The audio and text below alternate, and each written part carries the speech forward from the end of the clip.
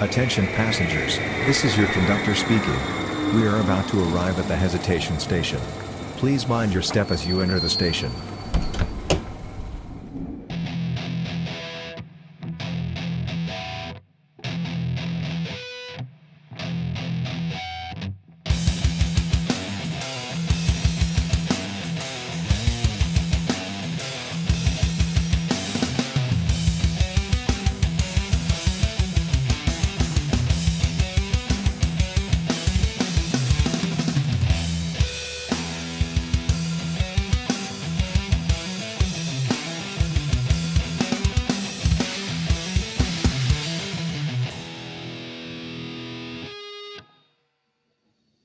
Hello, everybody. Welcome back to the Hesitation Station podcast. I am Jay, along with that guy right there. Yes, I did the direction right. That guy, Mr. Tank. How are you doing today, buddy? Drinking some hot cocoa, man. It's been insanely cold for the past couple of days. Yeah, all this ice and stuff. Mississippi doesn't do that. It's okay. I'm a big boy. I have insulation. Well, as y'all can see, I didn't get the full picture behind me, but we have a very special guest today. So everybody get it up for Mr. Scott Ennis. I hope I said that right. Like Scooby Doo, where are you? Puppy power, da-da-da-da-da-da, Scrappy Doo. Like you tell them there, Scrap, Scooby Dooby Doo, and Scrappy Doo, and of course, well, blow me down.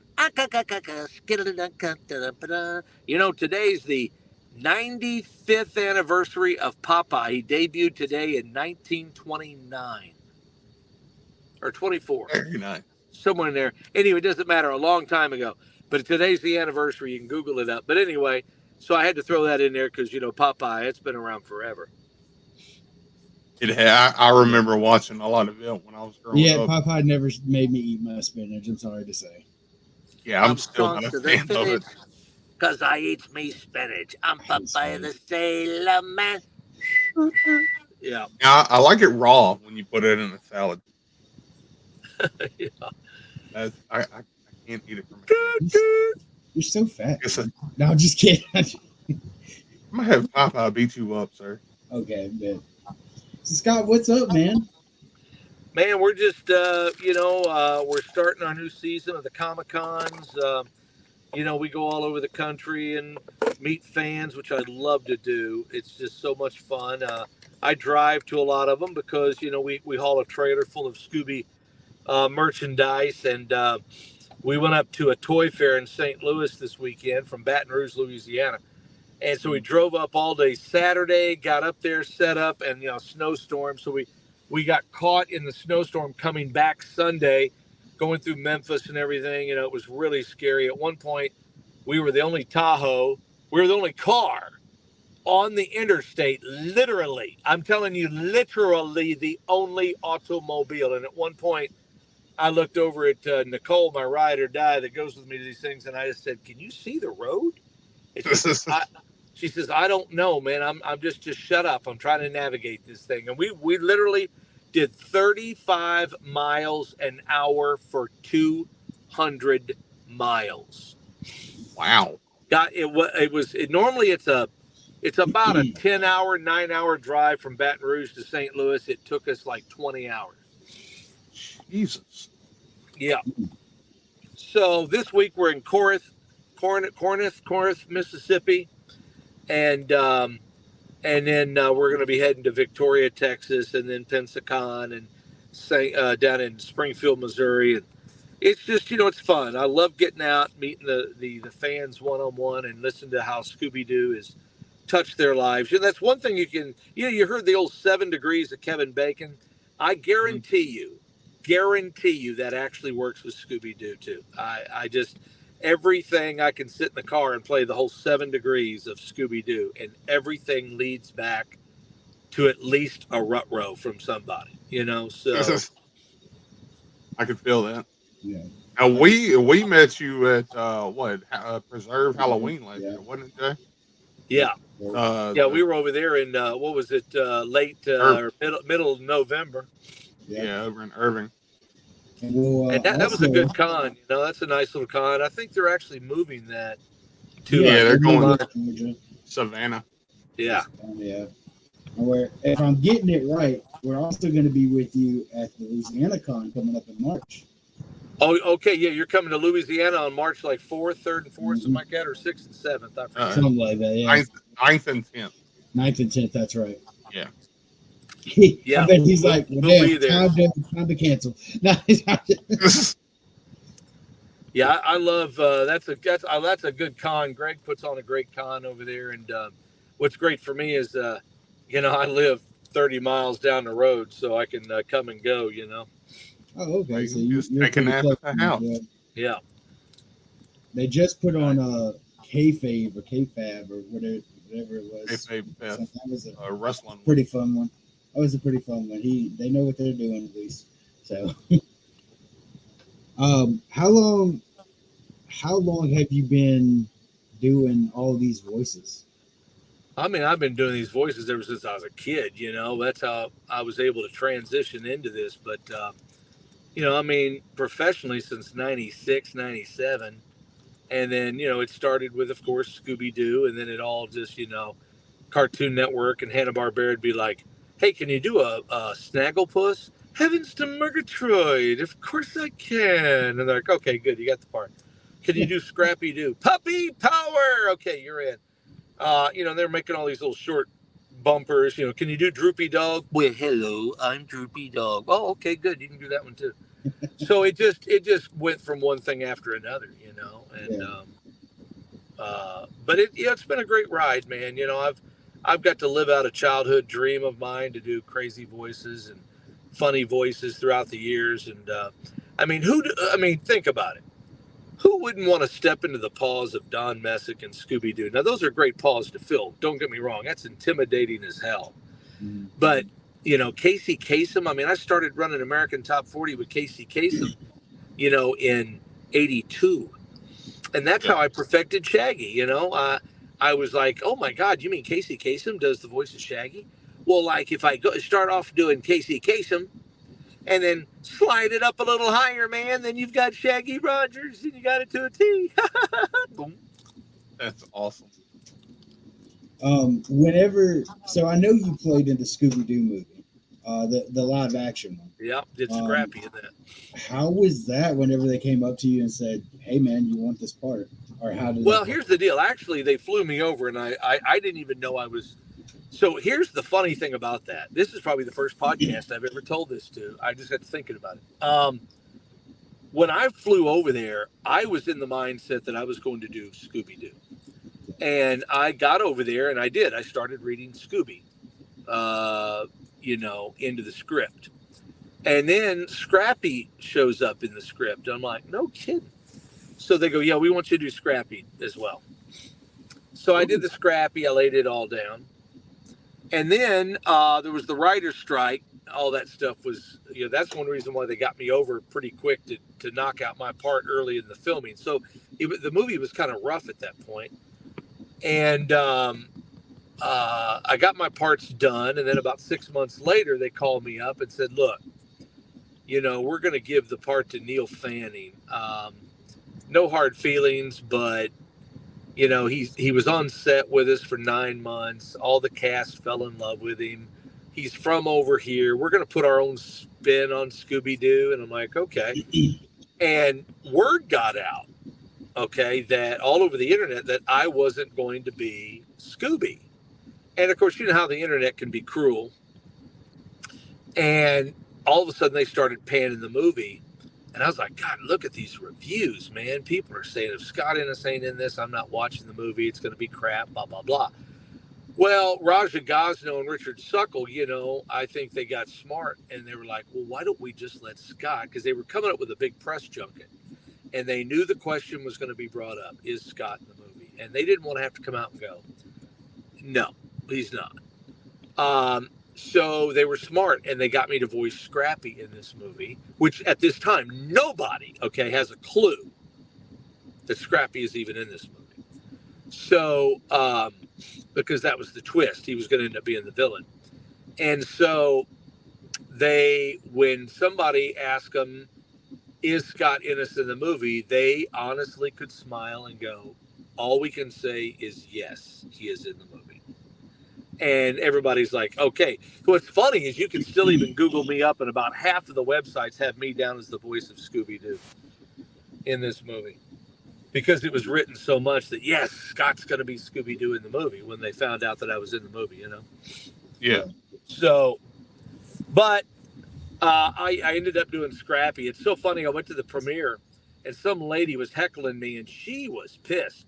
She came out and she was like pointing her finger up in my face. How dare you? You know, that ruin the movie by putting Scrappy. I'm like, ma'am, I just voiced the part. I didn't write this movie. I didn't produce the movie, you know? So, but yeah. But I am I have, over the years, I just counted, I've been doing Scrappy's voice for Warner Brothers for 25 years, maybe longer. All the promos, the movie, the talking toys, everything has been me for Scrappy. So Nice. So it's been a great deal, man. You know, I mean, I still do a little Scooby work, you know. Of course, there's enough of it to go around, I guess. You got Frank Welker doing some Scooby and Matthew Lillard doing Shaggy. And then, of course, I just went in and did some Scooby and Shaggy and Talking Toys and all the Cracker Barrel convenience stores. I did all the Scooby Doo dancing Valentine's plushes that are out. And it's just, you know, there's a lot of it to go around, you know, and I'm just happy to be a small part of it still, and being able to, you know, but the one thing I got going for me, and I take pride in it because I should, you know, I have voiced 4 of the biggest selling Scooby Doo movies of all time. Scooby Doo on Zombie Island, Scooby Doo and the Witch's Ghost, Scooby Doo and the Alien Invaders, Scooby Doo and the Cyber Chase. I did all the big Blair Witch projects, all the little shorts on Cartoon Network. I did all the hundreds of bumpers. I did, I can't tell you how many, you know, probably 1,000 talking toys and video games.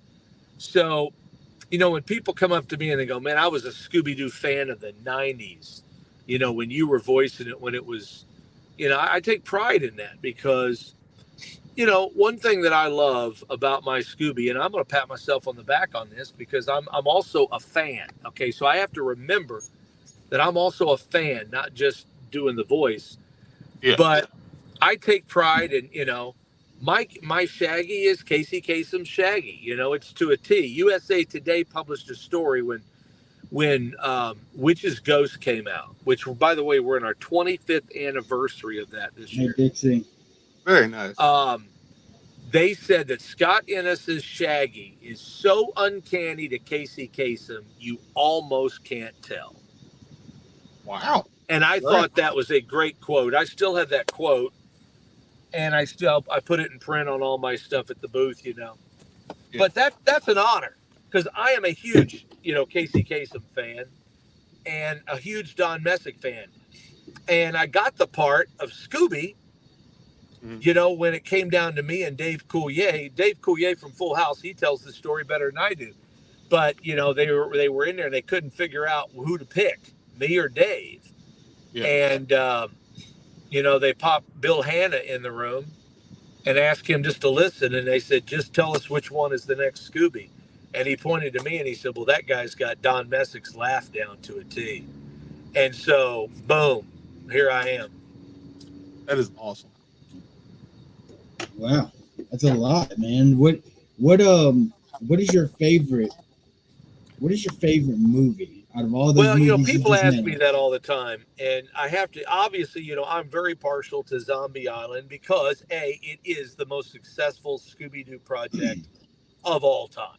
Okay, so it's hard to beat that. So I almost say that's almost a give me. So you got to take that one. Besides that one, I would have to say Witch's Ghost because, you know, that's where I took over Shaggy and I liked the plot. I liked, you know, I got to work with, you know, Tim Curry in that and, you know, some great people. Jane Weedland of the Go-Go's is one of the Hex girls. And we cut up through the whole thing. It was really fun.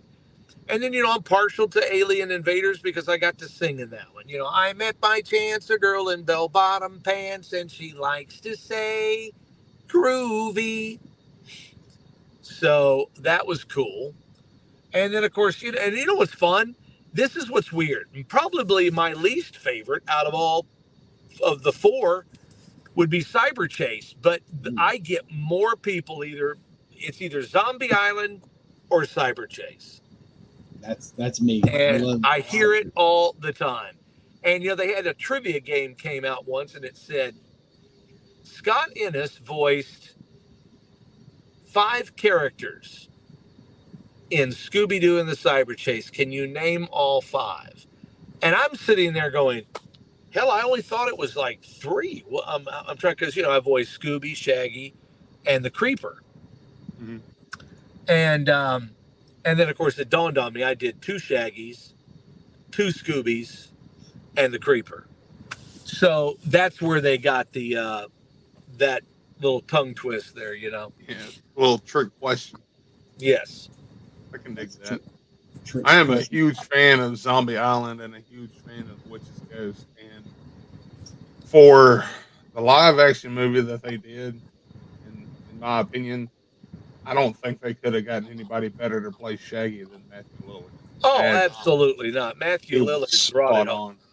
Yeah. His acting in that, his walk. I mean, he and a great feeling I got if you ever watch the DVD extra. Mm-hmm. You can hear Matthew Lillard and Freddie Prinze Jr. talking. And when it came up on Scrappy Doo in there, they're like, "Oh my God, that's Scott Innes. He's voicing Scrappy. He is man. He is the man. He is the legend. Nobody does it better than him." And I'm sitting here going, "Wow, that's cool." They're sitting there giving me a nice thank you. But yeah, they did. They picked the right guy for that, Matthew Lillard. He's a great guy, great actor. I fanboy on Matthew. I know it sounds weird. There got to be on this internet thing not too long ago that him and I were feuding, and I'm thinking, there's the internet for you. I've never said a bad thing about Matthew, and I know he's never said a bad thing about me. We actually hammed it up in Australia together when we met up, and he came to my filming whenever I was doing all the voice parts and stuff. We took pictures. Wonderful guy, and I think the world of him, and I think he's doing great. He's got a huge heart, which I love, and he's very good with the fans. And so yeah, I'm all about Matthew Lillard. I think he's a wonderful individual. That so for that live action, it really threw me off when it started. They had Mr. Bean come in and play the owner of Spooky Island. Mondeveras. Yeah. And then through the end of it, it's like he's a robot and he's powered by Scrappy. And I was like, what? Yeah. What's funny is at the very end of that movie, I went over to Australia to voice it. Mm-hmm. But I had to they redid the animation and the lines of the movie. So I had to re-voice it on a sound stage in Houston. And I went over and redid that. And at the very end, they had added the part from when I was over in Australia. At the very end, where the Mystery Inc.'s doing their unveiling of who it was, and you see him carrying Scrappy out in the dog cage. And, he's going, and I would have got away with it too if it wasn't those meddling sons of, So I couldn't edit myself. It was hard to, say the naughty word, but cut it off. And Raja Gosnell, the director, said, "Scott, just let it fly, bro. We'll worry about the editing." So for 10 minutes straight, I think I said every cuss word, every profanity known to man. Somewhere, someone's got an outtake of Scrappy going 8 ballistic. Every 4-letter word known to man. It's funny. They should have left that in the outtakes. They should have put that as like a behind the scenes blooper reel or something. Yeah, I mean, because it was pretty funny. It's kind of like the same thing with SpongeBob episode where they edited all the cuss words out. Dolphin noises. The dolphin noises. Yeah. So they're sentence enhancers. Oh yeah. So somewhere there's Tom Kenny and all those other guys cussing somewhere in the Nickelodeon archives. Well, what's funny though is I've worked with Tom Kenny. He was in some of the Scooby Doo things, and the guy that does oh God, who am I talking about? That does Hey Pretty Mama, Johnny Bravo. Johnny Bravo, and we would be in there and we would be reading lines, and we would just get going in the cuss words, and it would go on for 10 minutes because once you stopped, you couldn't stop. One would start laughing, the other would laugh, the other guy would throw in another cuss word, and then it would just literally halt the production for 10 minutes while we all got our composure. But yeah, pretty funny stuff. It's just I have the mental image of Scooby and Scrappy and Johnny Bravo and all these other characters going around just sitting at a table now, just talking trash. It's pretty funny. It's it's funny when you're listening to somebody else do another character, like when they're doing SpongeBob and SpongeBob's telling everybody to go F themselves. That's pretty funny. When you're doing outtakes. That's awesome. That's fair. I find it, I guess, cool that the fact that you're a voice actor for so many years, and we've had on other voice actors, and they've always said the same thing, that they've never talked to the other people that they voiced with. But here you are, talking with Tom Kenny, all these other people. Is that definitely something that's usual for the voice acting world? Well, it depends on people's availability. Like when we did all the movies we'd go out to like Salami Studios. Now we did Zombie Island. We were the last official recording in the old Hanna-Barbera studios. So, but then it moved to Salami Studios, and it would be in the studio. There's a big glass, and the producers are behind that, and then inside is a big U, and they all got the microphones up, And we would all sit in there and do all of our lines. We would literally start at the very beginning of the movie and just go forward, And I was really disappointed because, Tim Curry was supposed to be in on that with us, but he had a conflict, a filming conflict. So he came in the day before. We ended up doing, I think, Tuesday and Wednesday. He came in on a Monday, and he did all his parts. And I was really disappointed because I didn't get to physically work with Tim Curry. But most people, all of the actors are pretty much there. I sat right next to on Zombie Island. I sat next to Mark Hamill, and then on Alien Invaders, I sat with Mark Hamill. So it's so funny because my first time out there on Zombie Island, I looked at Mark. It was kind of a down moment, and I looked at him. I said, Mark, I never did understand Star Wars.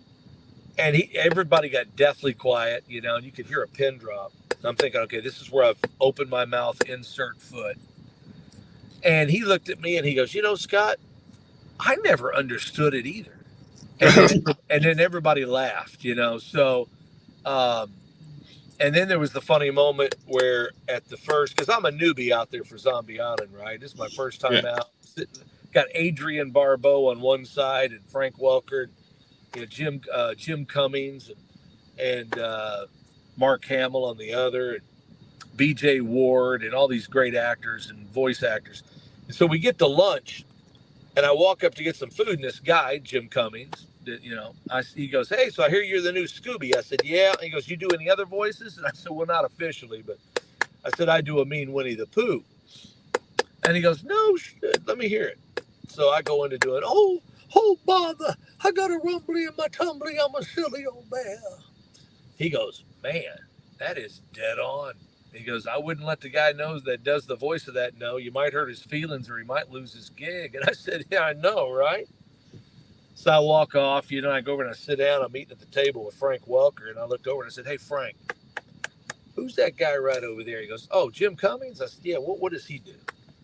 He goes, well, that is the voice of Winnie the Pooh. And I just I was chewing food, and I'll never forget, I couldn't even swallow. And I was like, yep, and I got up, I walked down the hall, got into the John at the Hanna-Barbera studios, and I sat in that John for an hour. I was afraid to come back out. So I thought, okay, Scott, how are you going to get out of this?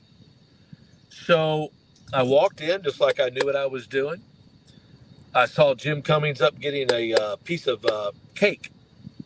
And I walked over and I said, back for dessert? He goes, oh, yeah. I said, hey, I said, did you like that Winnie the Pooh line? He goes, yeah, I thought that was funny too. He goes, you're a funny guy. I said, yeah, I was trying to make you laugh, but he goes, well, it did. He says, you do a pretty good Winnie the Pooh, though. I said, oh, thanks a lot. I said, not as good as you, though, man. You're the legend. I went back and I sat down, and Frank Welker looks up at me and he goes, boy, he goes, you're a bullshitter, too. That's great. So I got out of that, you know. I was like, boy, I got out of that one. Throwing a curveball. Yeah. That's fair.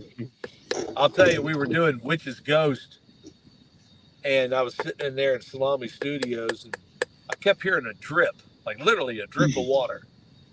And I kept looking around. I'm going, damn, where the hell, you know, and we're gearing up, getting the mics all checked. And I got sitting on my left was Jane Whelan of the Go-Go's.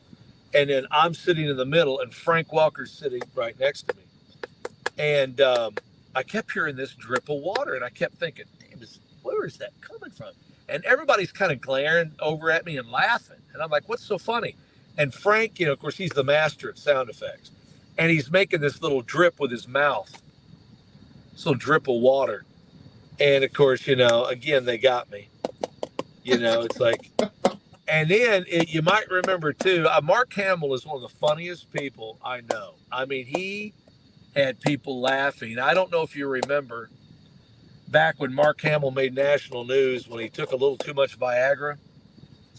This has been years ago, but he took too much Viagra and it made national news. You know, he had to go to the emergency room. And so it was a funny story. Yeah. And we happened to be filming like the Tuesday and Wednesday, and this happened like over the weekend. So he comes walking in the studio. We're all in the booth. And he comes walking in, and he gets to the door, and he stops, and he turns sideways and scoots in. So it was hilarious. Everybody got the joke, you know? And I tell you, we died laughing for 20 minutes. I mean, you know, it's just, he's just a funny, great guy, you know? Super dude. That sounds like you've had a lot of fun over the years. Yeah. It's been a blast. You know, I'll tell you though, you know where you really kind of have to check yourself, you know, like where you're like, you got to pinch yourself that this is really happening. I did a Comic-Con up in Jackson, Mississippi, the last weekend of June this last year. And I was sitting in the big fancy hotel, and we're getting ready to go over and do the con for the day. And I'm sitting there eating breakfast, and I look up, and there's really only 3 people in the room eating breakfast. I'm the third. And I look up, and sitting at a table, probably 20 yards from me, is Christopher Lloyd. Yep. Doc Brown, and he's reading the paper, and he's sipping on his coffee. And I glanced behind him, and I mean, he could reach out and touch the other guy. Sitting the opposite way, staring out the opposite way, was Lou Ferrigno. Yep. And he's reading his paper and drinking coffee. And I'm drinking my coffee and eating eggs and bacon and all that. So I took a picture. And I said, wow. I said, there's your childhood in one photo. Yeah. And I took that picture, and a guy came back and he said, I said, 2 legends having breakfast. And a guy came back, he goes, and a third taking the picture. And I thought, wow, how cool was that? You know, someone that it was so nice to say that, you know? I mean, so that's one of my favorite pictures. That I think is where I realized that I've done okay. You know, I can't bitch about my career, my life. I mean, how many people can say that, you know? Not many. Not many. So I'd say you're pretty happy with everything that has happened with all the Scooby Doo, all the stuff that you've done. Yeah, you know, I'm, you know, there's some things I wish, you know, I listen. My problem is sometimes I have to be careful what I say, because I find myself speaking more as a fan than I do as a guy close to the entity, too close to the entity. You know what I'm saying? So I'm when people ask me, what I think about certain stuff, I'm not a fan of the edgy artwork unless it's the classic stuff. I don't watch it. I'm a big Scooby fan. I'll watch just about anything, but all that newfangled where they try to make the characters look like there's something from I don't even know what you call it. But not a fan of that. The new Velma series. My one word is people go, what do you think about that? And I why, why? So and I have to tell you, they called me and wanted me to last January, a year ago to this month. I got word that they wanted me to voice Scrappy in Velma, and I'm thinking, my wife goes, "Wow, you can only imagine what that script's going to look like." I said, "Yeah, there's no telling. I mean, Scrappy maybe end up being a mass murderer or a pedophile, or you never know, Yeah. So I struggled with it. It was a real tough decision for me on that. I did a lot of praying on that because I had two options. Warner Brothers thought enough of me to call me, which I appreciated, to voice, hey, we want you to do Scrappy. So who do you tick off? Do you say, well, I just morally can't do that. I'd have to see the script first. Or do you piss off the fans, right? So the loyal Scooby fans, the ones that go to church every Sunday morning and still like a good old fashioned Scooby Doo. Yeah. So I decided after praying on it, I said, well, you never want to piss off Mom. Yeah. So I decided I will, I still was, going to have to read the script, but I was actually on my way to New Orleans to voice the part. Mm-hmm. And my agent called and said, are you on your way to New Orleans? I said, yeah. He said, turn around. Warner Brothers got smart and decided not to put any dog into the series. Nice. So I was like, thank you, Jesus. So that was a happy moment to be able to actually turn around. Now, granted, even though I would have got a lot of press on that, good or bad, right? Yeah. I just was glad that I did not have to do that, to make that call. Because I don't, and I still never saw the script, so I don't really know what it was, and I'd rather not even see. But listen, I love Scooby Doo. I'm one of the world's largest collectors of it. I adore it. I adore Don Messick, Casey Kasem, Frank Welker's the man. I'm happy with Matthew Lillard. I think he's doing a great job, an honorable job. There's enough of it to go around. I just voiced the new Scooby Doo pinball machine, did all the villains in that. I also just voiced the new for Spooky Pinball, which, by the way, if folks want to check out that pinball machine, you can check it out at Spooky Pinball LLC. Google that up. And I also got a new one that came out with them. I'm the narrator for the Texas Chainsaw Massacre pinball machine. Ooh, so nice. that's hot and heavy right now. And then, of course, I'm the ring announcer in the brand new motion picture, The Iron Claw, that's out with Zac Efron. So I have watched that. I have not seen it. And that's a great movie, man. Sean Durkin, the director, did an amazing job. Zac Efron, all of those. Jeremy Allen White. I mean, they all did just amazing. The movie obviously is a sad movie. It ends on a sad note, but it ends on an uplifting, positive. The music they put in there was great. I actually shed a tear. I looked down there and grown men are crying. So I know it's pulling a heartstring. My mother-in-law, 90-year-old mother-in-law, went to see it. Bless her heart. She told me, I called her up. I said, so, Mom, what'd you think?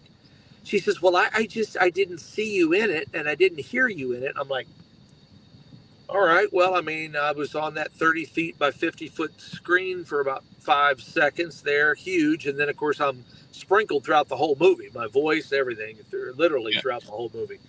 And you see me a couple of times in there. But, I'm like, how can you not see me?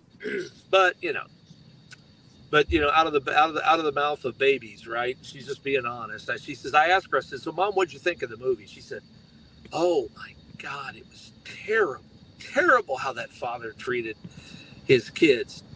But just to set the story straight there, the dad, Fritz, was not everything that they made him out to be in the movie. They did that because they felt they had to have a villain. You have to have a little bit more of a villain to make the story end on to end like it did. You cannot have a story that's fluff and stuff, and then obviously we know the story of the Von Erichs, the suicides and stuff. It's a tragic story, but so they took some Hollywood moments and played with them a little bit. But I think everybody that really saw the movie, including the Von Erichs, Kevin, they loved the movie. Granted, they played with the script a little bit, and they left out one of the sons throughout the whole movie. But it got to a point where if you'd had the other son in there, it would have been one funeral after another. You just can't. At some point, you got to go enough funerals. Yeah. Yeah, I saw that. I watched it a week or so ago, and I mean, I know the story behind the Von Erichs, as well. So going into the movie, knowing that, I was like, let's see how they do this. And they turned Fritz into the bad guy, but with every movie that's based on a true story, that's what they're going to do. They're going to amp it up to get that draw. And I mean, I loved it. I thought they did very well telling the story of the Von Erichs and how it ended.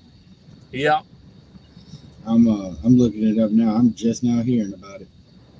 Yeah, it's watch it when you get the chance. It is a very good movie. I shall get there.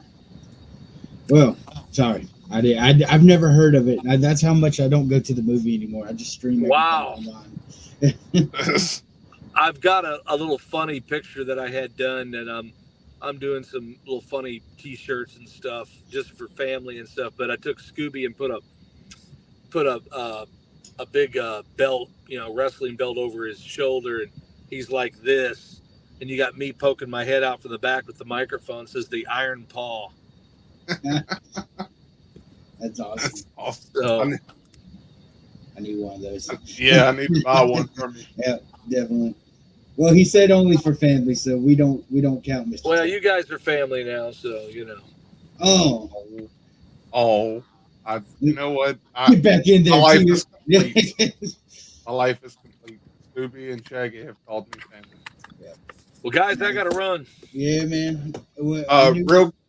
Real quick, you want to plug your socials so everybody can follow you? Yeah, I mean, everybody can check me out. I do artwork, paintings. I struggle from anxiety like millions of others, so I paint. And so I paint a lot of pictures, and we give the money to charity. Everything that we do at our Comic-Cons and on my website, One Scott Shop, ONE Scott, SCOTT Shop, SHOP.com. Check me out. We got Scooby stuff up there, pictures, T-shirts, things of that nature, and we sign everything. We send it out in a very timely fashion. You can check me out on my radio show at Scott Ennis Radio Show on Facebook. Like me, follow me there. I work for Cumulus Radio in Baton Rouge, Classic Hits 103.3. Every single morning, we have a lot of fun, a lot of characters, a lot of laughs. I believe that life is, it is what you make, and so live it, love it, have fun at it. And I always say, put the seatbelts on and hug the babies when you get home. And as Casey Kasem always said, keep your feet on the ground and keep reaching for the stars. Words to live by. Yeah, I like that one. Scott, thank you so much for coming on, man. We really appreciate my you. pleasure, guys. And we will see you over in the Louisiana Comic-Con. Yes, sir. Sure see you in March, good sir. Yep, y'all come say hi. God bless y'all. Thank you so much. All right, Thank you for coming. Be safe out there. Thanks for joining in with us. Scott was awesome to come on, and hope y'all guys enjoyed this episode. Please make sure to check us out over here on the Linktree. We are on YouTube, Spotify, Facebook, Apple Podcasts, Instagram, TikTok, everything that you ever know. We're on all this above me and right there and over there. We're all there. We're all there. Don't worry, we have it all. But and we're on Twitch. We're still working out some stuff, but yes, we are on Twitch. We stream the Fortnite and the Baldur's Gate and the League of Legends and whatever else. But again, everything's still being worked on. We just got to figure out some overlays, and stuff. Yeah, But it's a anyway, process. guys, it's a process. It really is. So make sure you follow us, guys. We really appreciate it. We really appreciate you guys coming in and listening to us for like an hour to 40 minutes or whatever, however long. And we will see you next episode. Peace out. Sure. Attention passengers, this is your conductor speaking. We are departing the hesitation station. Please stand clear of the closing doors.